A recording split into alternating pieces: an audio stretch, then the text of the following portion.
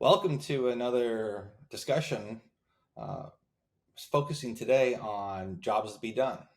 Uh, Myself, David Knack, and my peer, Derek Popnick, are excited to share with you our background of what is jobs to be done, why is it important, share some examples of clients and large industries that have adopted jobs to be done and how this has been successful. And we're going to discuss some companies or industries that actually have failed to look at a jobs to be done lens and what the impact to them is. And then kind of tie it together of what it is, examples, and what kind of offerings LeadingAgile Studio can help you navigate this complex world of making sure you achieve your business goals, but also they align with the customer needs and outcomes and actions of the customer desire to actually purchase your goods or utilize your products. So let's start off with what is jobs to be done.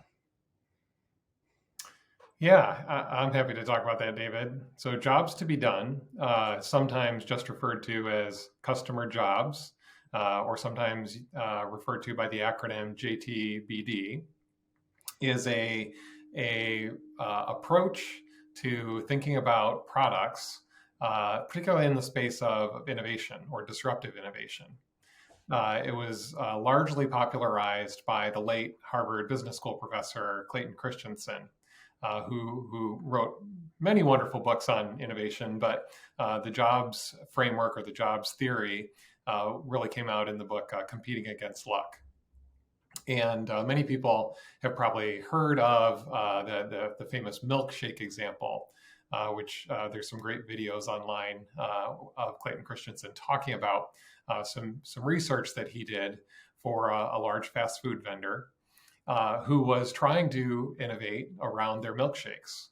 And approaching it from a product's viewpoint, they tried all sorts of variations on the milkshake. They tried different sizes, they tried different flavors, they tried different consistencies. And what they found is that none of that was changing the adoption of the milkshakes at all. So it felt like pointless innovation. So Clayton Christensen and his collaborators came in, and they decided to look closely at the behaviors of people who were purchasing milkshakes. And they did some of the techniques that are common within product management or user experience, particularly when you get out of the building and observe customers directly. So they would stand outside the drive-through window or stand inside the fast food restaurant and intercept people after they ordered milkshakes, and then ask them questions about what they were doing and how they got there and how they decided to purchase a milkshake and where they were headed next. And they found a couple of interesting things. First of all, they found two interesting customer segments of who was purchasing milkshakes. It wasn't all fast food customers that bought milkshakes. It was two particular groups. One was commuters, and they as they inquired what the commuters were doing, a lot of them revealed that they purchased milkshakes at the beginning of their commute, and then sipped on it, during a 20-30 minute commute to work. And they highlighted several things that they liked about milkshakes for that purpose. They slowly melted, so they stayed fresh for a while, and they were filling. So when they reached their destination, they didn't feel hungry again. But also they could be easily held in one hand, so you could drive and drink a milkshake or sip on a milkshake at the same time. And they realized that people were choosing milkshakes as opposed to other foods or drinks that they could have consumed in the car. So compared to coffee, a milkshake was more filling. Compared to a bagel or a donut, a milkshake was a lot easier to manage. You don't get crumbs all over you. You don't get sticky fingers. Compared to a donut, again, or compared to a banana, right? A banana might be filling and healthy, but it's really hard to manipulate with one hand. You can't put it in a cup holder.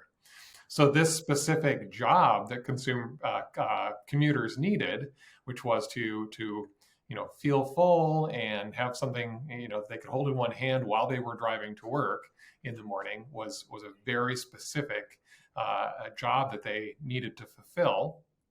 And they were choosing milkshakes, not compared to milkshakes from another fast food restaurant, or necessarily compared to other drinks, but actually compared to other food groups that you wouldn't think of a bagel or a donut as the competitor to a milkshake, but in this case they were. Those were the competition.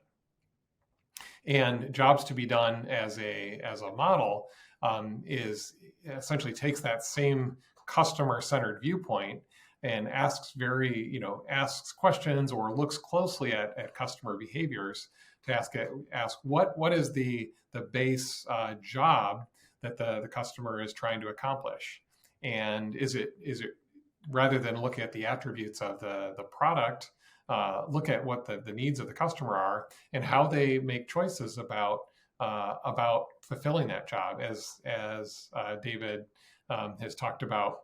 When we're cleaning a house, right, we have choices to do it ourselves, to hire a cleaner, to use various types of appliances or various types of products.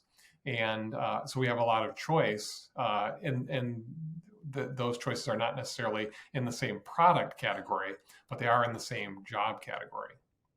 David, what would you add to that? Yeah, I think that's important opportunity to be utilized in Jobs to be Done as a lens on your product and as your company's approach, is that many people focus on product attributes and features, and the customer wants this and wants that, and they're missing the fact of what is the customer going to do with it. And examples of being able to take a product and say that it has its appropriate features, the right size, the right flavors as the milkshake or the cleaning the house. It's just that, are they achieving a different product goal? So it's a different market segment. So you don't have to actually invest, which is costly, in a new product attributes or feature development and release. It's mainly changing how you take the feature and maybe in product and show the marketplace how they can use it. So you actually can create. So it's more of a branding marketing exercise and not a product development cycle. So you're taking your product is fine. All right. You don't need to invest in it anymore. You just might need to maybe be clearer on your messaging and approaches to it. Because some people might not realize also, sometimes people adopt themselves learning that, hey, I can use this product for X and to get the jobs to be done. Other people, it's a ha-ha moment for them. They're like, oh, I can use that product for that job. I didn't think about that. And now now you're growing market, right? Now you've growing market or usage. A customer now would only buy your product maybe or utilize it once a month. Now they're doing it twice a month or 3 times a month because you've articulated a jobs to be done that they didn't realize that could be achieved with that. Yeah. And you've done, and it's more of a branding marketing investment versus a product development mechanism. And now you can show the results, the metric of, usage per customer. Yeah. 1x to now 2.3x. You can tell why why the investment in that marketing and information is worthwhile because of the payback. So it's kind of taking an approach of, we're always thinking of a product feature factory and customers want more or they want less. Jobs to be Done takes a different lens from that. Mm-hmm. But the lens can also inform you of what features are missing though too. What opportunities are there? So I'm not going to say that Jobs to be Done is totally a branding and marketing exercise that you're just positioning an existing product on that. It does inform you of maybe what attributes are important in the product to achieve that Jobs to be Done, which ones are higher, which ones are lower, maybe ones that can be sunsetted, because you might not say these are not required anymore. So you don't have to support those on a product level, which is a cost savings on product investment, but also it helps the customer adopt the product because it's simpler to use maybe. So those are the things that really come out of the Jobs to be Done that are very powerful. Yeah. Yeah. And most products, at least new products, start their life with, even if it's not explicitly about a customer job, they are sort of fit to a specific purpose. which is very similar. But especially as brands grow and they start to reach the majority of potential customers within a market, they may lose sight of that job, right? When you start to be all things to all people, you're less, your product is less fit to a particular job, and that's often the space in which disruptors come in and they identify, a job for a specific segment of your market, and find a more effective way to complete that job, right? They understand the job to be done better than the marquee brand or the big brand, and they will take away that segment of their market. It's also true that sometimes we've talked about this, the fact that jobs to be done is a really effective tool in the face of change, whether it's technology change or market change or customer change, because the job can change. So an example of that certainly is the pandemic of the last few years, where the needs of, for example, people to do remote work changed from a nice to have to an absolute necessity. And a company like Zoom is actually well known for using jobs to be done as they think about the aspects of their software, their remote collaboration software. They set themselves out to be the expert on how people work together remotely. And we saw in the early stages of the pandemic that sort of a lack of preparedness on their part when it came to security and privacy, especially as Zoom was adopted by hundreds and thousands of schools and classrooms. But they sort of quickly pivoted to implement those features in order to address those specific jobs to be done that were needed in public schools.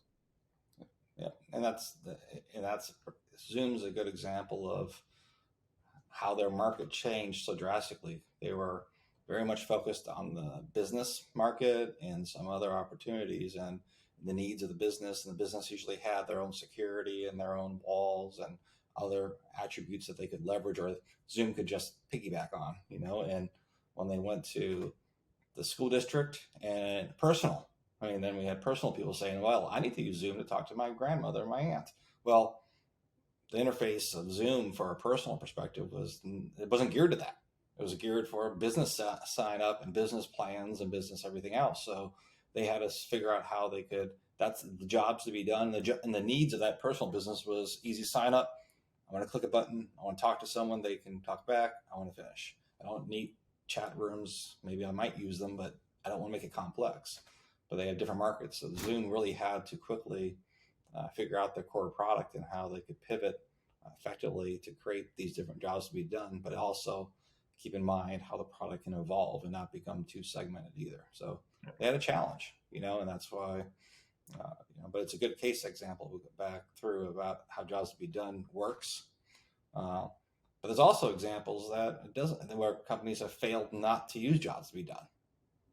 All right. Remember we talked about, Derek mentioned about change. Change always happens. You got your customer changing, you got your market changing, you got competitors changing.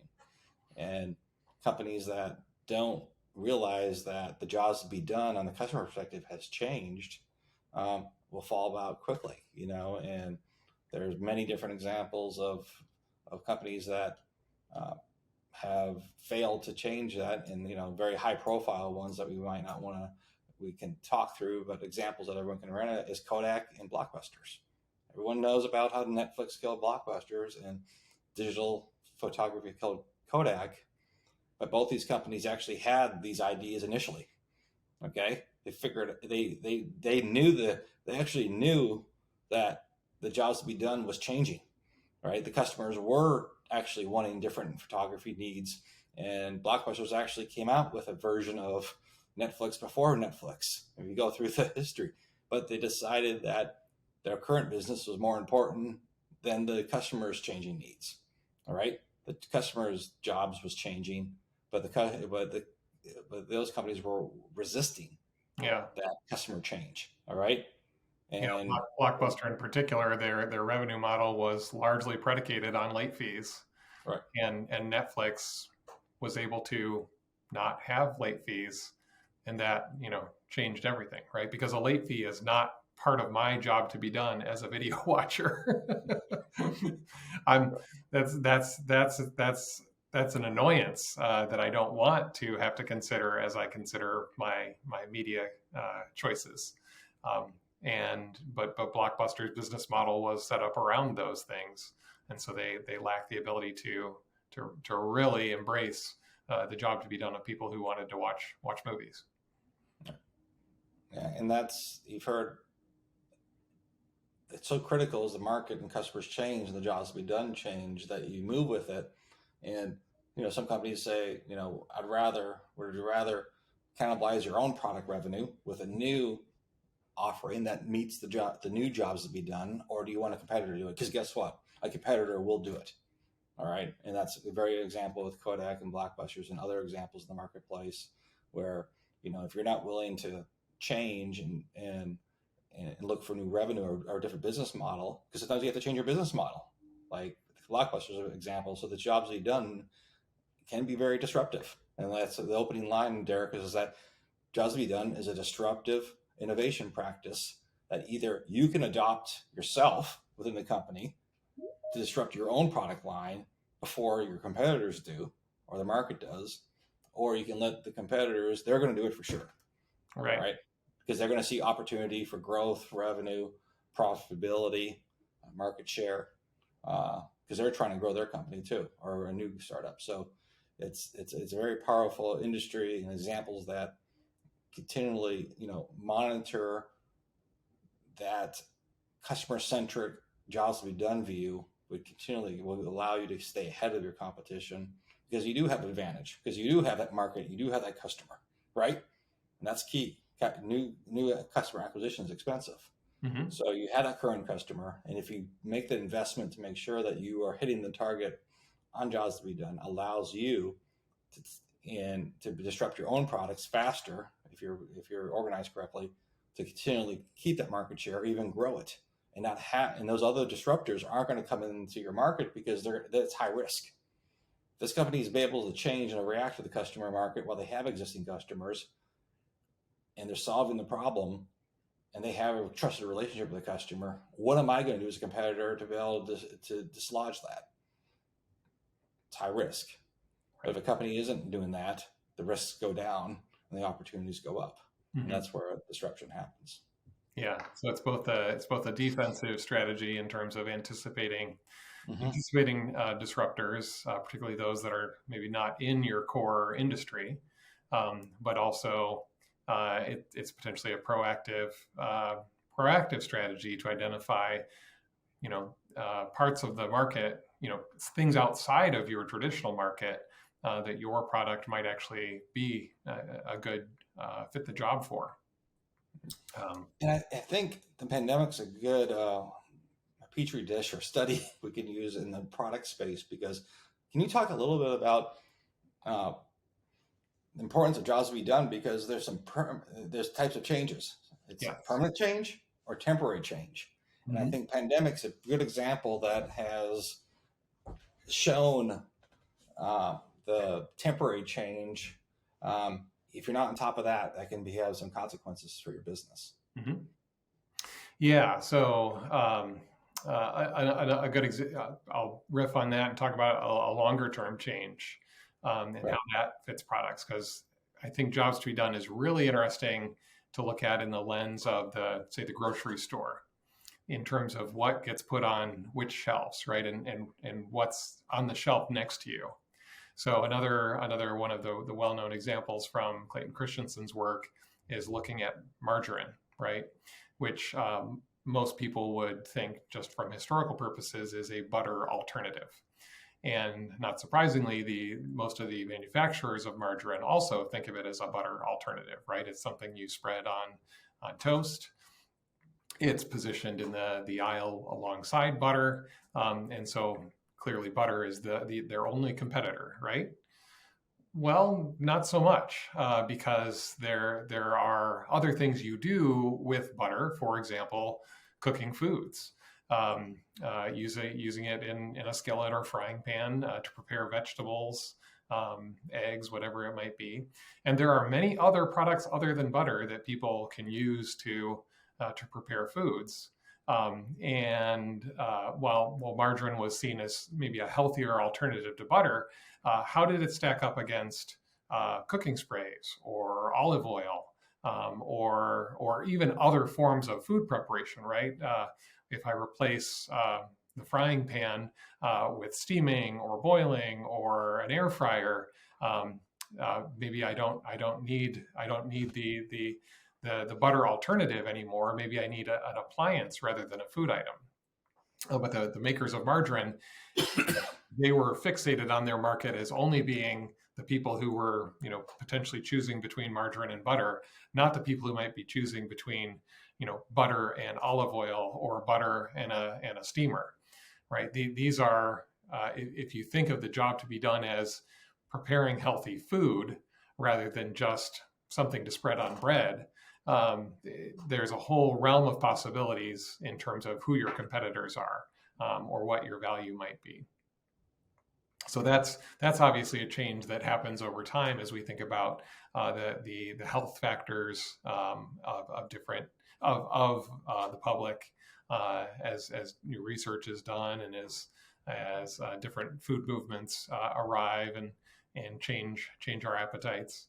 But it's more than just who's next to you on the grocery store is the message for a lot of jobs to be done. Yeah, and just add about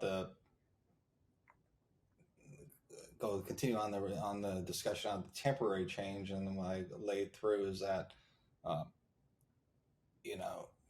examples of me not being understanding the jobs to be done changes is in the examples of the exercise equipment, Peloton, and etc. I mean, the jobs have done changed drastically when the pandemic came and everyone needed exercise at home because you didn't have an option.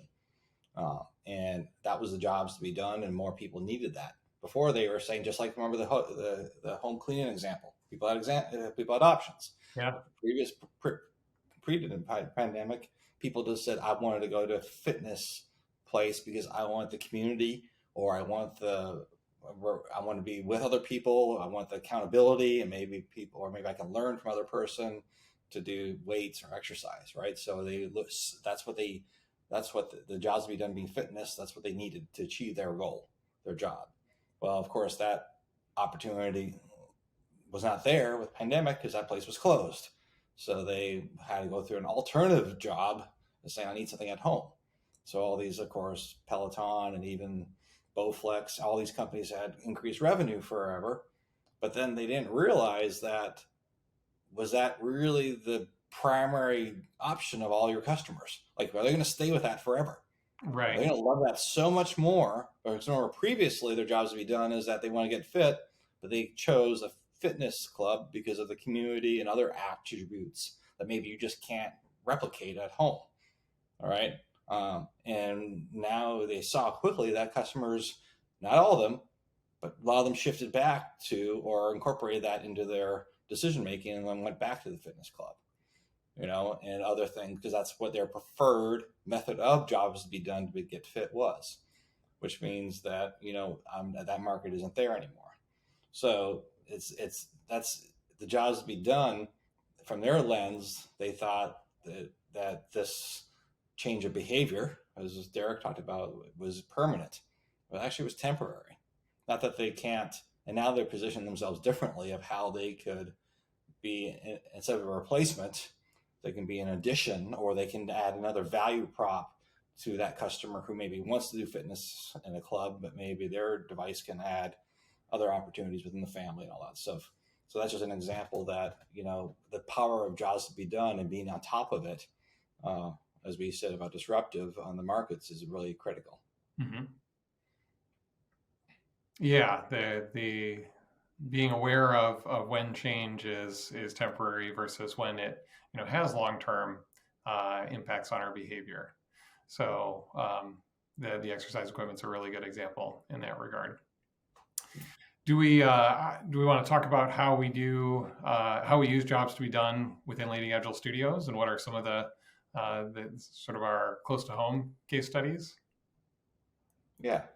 Uh, so, we've talked about, what is jobs to be done, the value of using jobs to be done to your own product, but also being able to be aware of how you invest in your product and position it either through feature development or a new opportunity for branding or marketing to a new segment.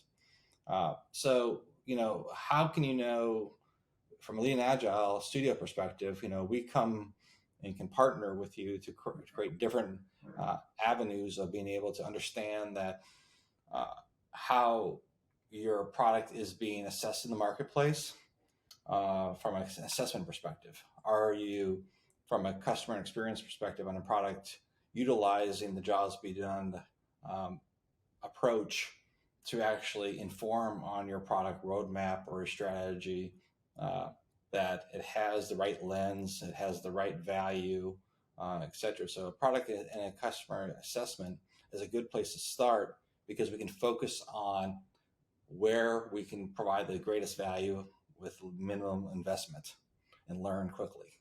And using a product customer assessment gives us the insight into that, which is just an exercise of us working together and asking some very pointed questions about how your product is developed, how you make decisions, how you measure, and how you get your feedback loop to make to pivot. So, Yeah. Yeah, so it's really a measure of when we assess a company for their product and experience, we are looking at how well do they know their customers, and are can we help them develop an obsession with customer behavior to the point where they understand the jobs to be done. So part of that is certainly examining their existing knowledge about customers, their existing backlog of features for their products, but then also pushing them to get out and hear directly from customers, doing the sort of ethnography or direct customer observation that comes from sort of being with customers, doing their representative jobs in realistic contexts. So that might be, for example, meeting if we're working with a car company, working with actual drivers and looking at how they use the digital interfaces in their cars, when they use them, how they use them, what they say and think about them. So that it's less a academic exercise of thinking through possible features to having them grounded in actual customer behavior. Or as new features are being developed, certainly putting those in front of representative users in the form of user testing or usability testing, to see whether there's that connection to the customer's actual job, or whether they just feel like bland about it, right? If you get a very bland reaction from a customer during user testing, you may not be doing a job that they care about. You may be doing something that they would do if pushed, but not something that they're going to get excited about and tell coworkers. It's so much more powerful when you get when you can show a feature to a customer either in design phase or as it's being developed, and you hear them asking, when can I get this, right? That's usually a clue that you've tapped into a job to be done that is worth pursuing. yeah. When they can't wait for you to finish developing it. Yeah, and a case example we can give specifically on the evaluation of using LeadingAgile Studio to come in and look at how you're assessing your product and how you're using customer research to really inform your roadmap and your backlog. We had a client who came to us with their problem was, we're doing all this development and we're not getting the results we thought we wanted. This is our metric. We do development, we put it in the marketplace, and our customers are just not using them. Why? It's costing a lot of money and we're not getting the payback. That was a problem. We went and talked to them about, how they approached their product development and their customer research and backlog. They did it from a very internal-centric jobs to be done perspective. Right. I need to get this job to be done, but I'd rather have my customer do it for me because it's cheaper or it's available 24/7 online. But if they do it for me, I can, instead of us doing it, we don't have to hire people. We don't have to invest in buildings and other infrastructure. We can push it out to self-servicing. But it was very much from well, can this customer do it instead of my internal customer do it, an internal worker doing it? And what they found out was they would develop these features and the customer would say, that's not my job, or that's not the value I see. That's a value for you. So why am I going to do this? So they were looking at their development of how they could help their jobs, internal jobs be done versus the customer's viewpoint.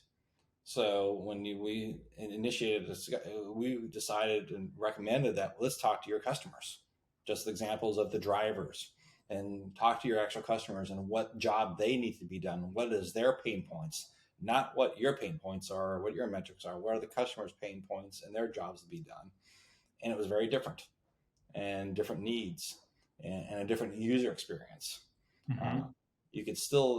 You ended up achieving your outcome that you wanted, but you had to frame it differently and present it to a way of where they got their goal, where they got their mailer out, they got their revenue or their metric back to saying, hey, this is working, versus you pushing your processes out to the customer.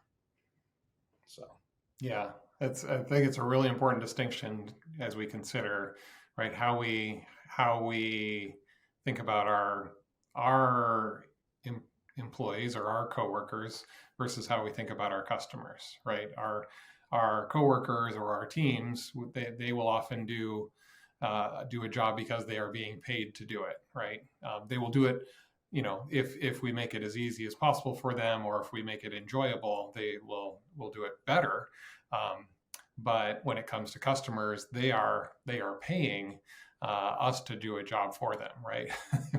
that we can't convince them to do the job and pay us for the privilege of doing it in most cases. Yeah. Right. And that's, I've seen a mistake continuously, especially on business to business. Yes. Business to consumer, businesses learn very quickly, as we all are consumers, that we're not doing that. Mm-hmm. That's your job. That's my job. All right. But when the companies have continually invested in more business to business digital capability, because they've realized that they want the same type of B2C consumer into the B2B environment, that they're fallen into this trap of pushing out their work to the other business, all right, and not having the results that they want. But they just think that, hey, business to business, I'm doing my job, you can do your job, help me do my job better or cheaper. And that doesn't work. There's still the same decision points on business to business, is like, I'm your customer. Yes, so we're business to business. What value, if I do this for you, what value am I getting out of it as the customer? I'm getting out of it, not what you're getting out of it. Mm-hmm. And Jobs to Be Done has that lens where it's very much customer centric. It allows you to continually evolve and understand those questions, and it focuses on the outcomes of the customers' needs and their behaviors that can inform your product backlog, like we said, your product categories, your product investments. So it's critical to institute Jobs to Be Done as part of your overall, product development cycle. So you ensure that, that are you doing the right development at the right time or not doing the development, right? That's a key thing. We're always talking about build more and more. Jobs to Be Done, it might reveal doing less or doing just the same amount and just investing in different markets or customer needs and branding that grow the market without even doing technology development. So it's not always technology. And that's what Jobs to Be Done can help with achieving those business goals and strategies, and not just on feature development. Right. And it's important to point out probably that while may seem easy to talk about jobs to be done, or even to to come to some quick ideas about what those jobs to be done, that really there is a discipline and work that goes into understanding the customer's jobs well. As we talked about on previous calls about product assumptions, right? We can make assumptions about customers' jobs just as easily as we can make assumptions about their purchasing behaviors or their usage behaviors or their demographics or anything else. And so while we can start with assumptions about jobs, we really need to get out there and validate them. In terms of direct customer observation or direct customer data gathering through analytics, through metrics, through A/B testing, et cetera. And in this way, jobs to be done is similar to some other techniques that we might use in product management or user experience, whether it's a business model canvas or value proposition canvas that you see in the startup world, where we have an idea of who our customer segment is and what value we can provide to them. But that's just a hypothesis that needs to be we need to go out and test as early and as frequently as possible through prototyping, through minimum viable products and the like. It's also similar to a technique like personas that you'll see in user experience work, where we'll have developed a model of who our customers are.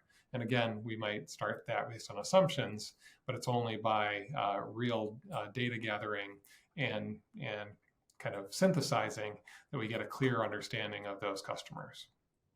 And in some ways, the goals of personas are similar to the jobs to be done that we might talk about in this context. Yeah.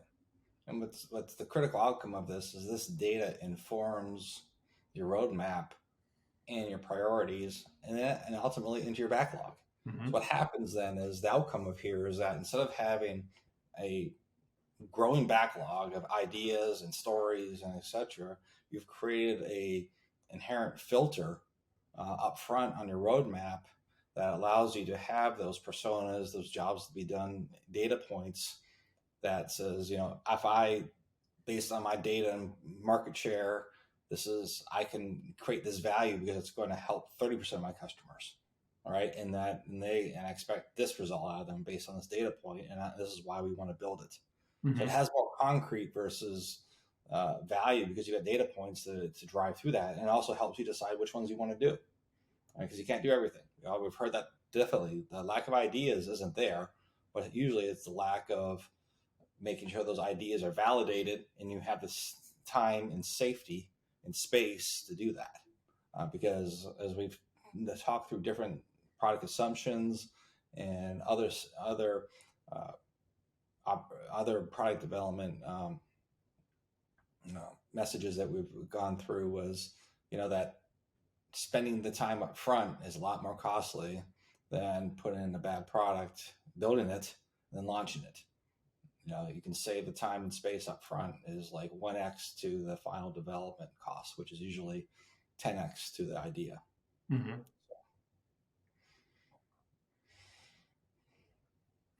Let's see. So we've talked about what jobs to be done are, where they come from, and some examples from the industry at large. We've talked about some examples from our work as LeadingAgile Studios and how we will work with clients to both identify and validate their jobs to be done. What haven't we talked about, David? Anything? No, I think it's a common theme of our product development, and I think a good point you brought up about product assumptions, and we talked about product assumptions about the pitfalls, the usages of them, the positive attributes of product assumptions, and this kind of ties into this too, just the tying into the whole idea that are you really giving your product the time and space to do the validation, to do the metric development, to make sure that you have a high percentage of success of what's in your backlog. Mm-hmm. So when you're taking those valuable resources from IT, from operations, from marketing, that when that's in there, that the success rate has high, and you can tell that. And I think that's important, being able to understand the value of these activities and these from product assumptions to jobs to be done, that actually it's worth the investment in time to incorporate these into your process, so then you actually do achieve your business outcomes. And that's just kind of like an overall theme of the time and space and product management, customer experience that a product needs to breathe and be successful. Yeah. Adding on to that, so that the sort of care and feeding of your existing products, right, making sure they are still well suited to the jobs that your customers are doing. It's a good reminder that, you know, solid product innovation usually comes not from ideating around the technology or around the features. It actually comes from a really deep understanding of the customer and their needs, right? So if you want to get the best possible innovation results, you don't start with, don't necessarily start with a product centric viewpoint.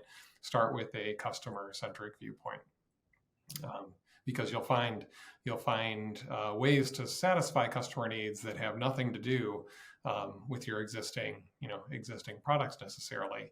Not to say that you need to go out and do all those things, but it's a good way to realize what your potential competition is, and how does what you have to offer to complete their job stack up with the other choices they have.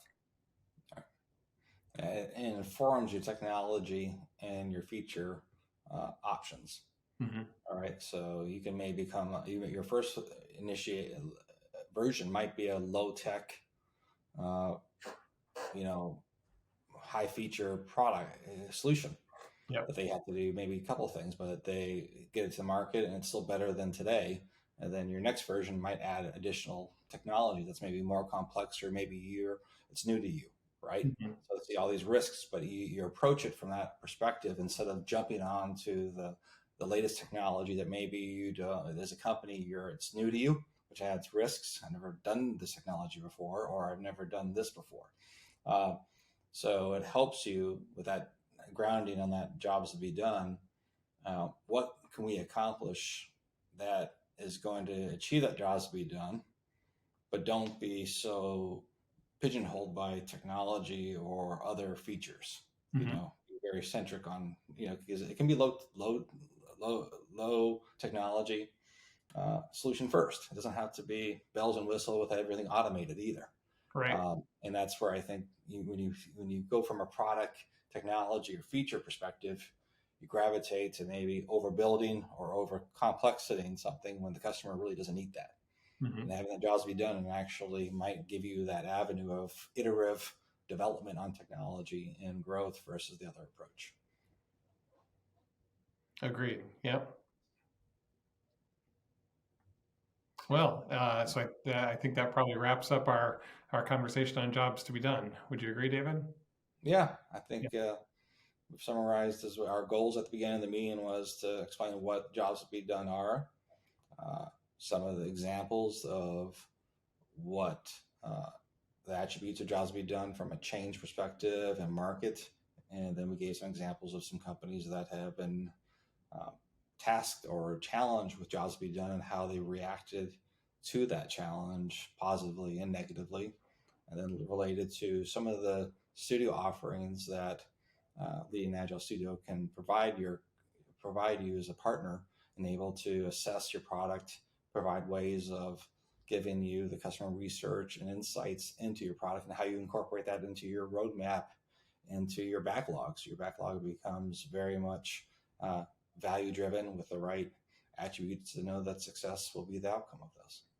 Yeah, it's been a powerful model for us to incorporate into our way of thinking, and we certainly hope that others find value in it as well. And happy to talk about it at great length with those who are interested.